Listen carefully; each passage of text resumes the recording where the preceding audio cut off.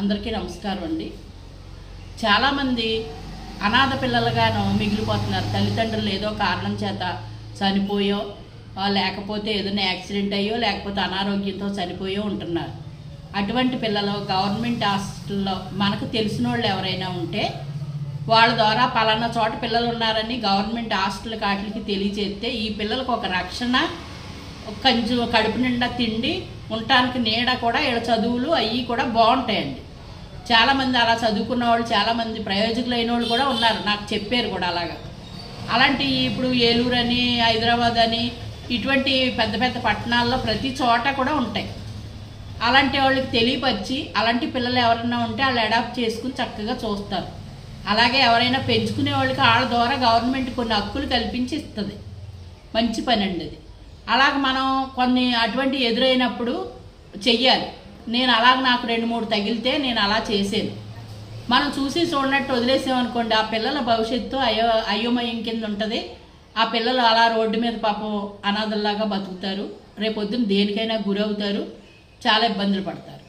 అటువంటి మన కంటికి కనిపించినా మనకు చెవులకి వినిపించినా దాని వివరాలు పూర్వపరాలు తెలుసుకుని అటువంటి చోట జాయిన్ చేస్తాం చాలా మంచిదండి. నాకు తెలిసి ఒక ఊరు ఉందండి, ఊరు పేరు చెప్పను, ఆ ఆశ్రమం పేరు కూడా చెప్పను. ఎందుకంటే వాళ్ళకి ఇబ్బంది నేను కలిగించకూడదు, వాళ్ళ పర్మిషన్ లేకుండా నేను చెప్పకూడదు. తల్లిదండ్రులు లేని పిల్లల్ని అడాప్ట్ చేసుకుని చక్కగా చూస్తున్నారు. మాకు దగ్గరలోనే ఉంది, తాడేపల్లిగూడానికి దగ్గరలోనే ఉంది. చాలా బాగా చూస్తున్నారు. నాకు తెలిసిన వాళ్ళు ఒకళ్ళు చెప్పారు, నేను ఈ పుట్టినరోజు వస్తుంది అనుకోండి, రేపు మా మనవడు పుట్టినరోజు వస్తుంది, నేను ఎవరికి విడిగా వాళ్ళకి పెట్టనండి. ఎందుకంటే 10 మందిని కేకేసి పెట్టి మనం వాళ్ళకి సెట్ అవుతున్నాం తప్ప దానివల్ల ఉపయోగం కూడా ఏమీ లేదు. లేదా వాళ్ళ చదివింపులను లేకపోతే వాళ్ళ గిఫ్ట్లను వాటి గురించి కూడా ఆశపడను. నేను నాకు తోసింది, నా పుట్టినరోజు వచ్చినా నేను అలా చేస్తాను, మా అబ్బాయి పుట్టినరోజు వచ్చినా అలా చేస్తాను. మా మనవడు పుట్టినరోజు ఆగస్టు 15 వస్తుంది. ఆ రోజు మంచి రోజు, చక్కటి స్వతంత్ర దినోత్సవం కదండి. ఆ వేడుకల్లో భాగంగా నేను ఆ ఆశ్రమానికే పట్టుకెళ్ళిస్తూ ఉంటాను. అలాగే నేను వాళ్ళకి ఏంటి నిత్యావసర వస్తువులు, సబ్బులు, పేస్ట్లు, బియ్యం, కూరగాయలు, పప్పులు అన్నీ పట్టుకెళ్ళిస్తాను.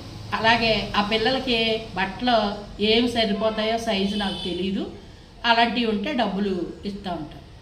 ఎందుకు చెప్తున్నానంటే అండి, ముందు ఆళ్ళని చూడాలి. ఉన్నవాడు వెళ్ళి ఉన్నవాడికి పెట్టాడు అంటారు, అది కాదండి.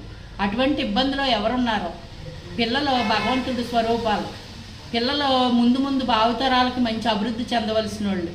అలాంటి వాళ్ళని మనం ఆదుకుంటే భగవంతుడు మనల్ని చూస్తాడు, మన బిడ్డలను చూస్తాడని నాకు నమ్మకం అన్నమాట.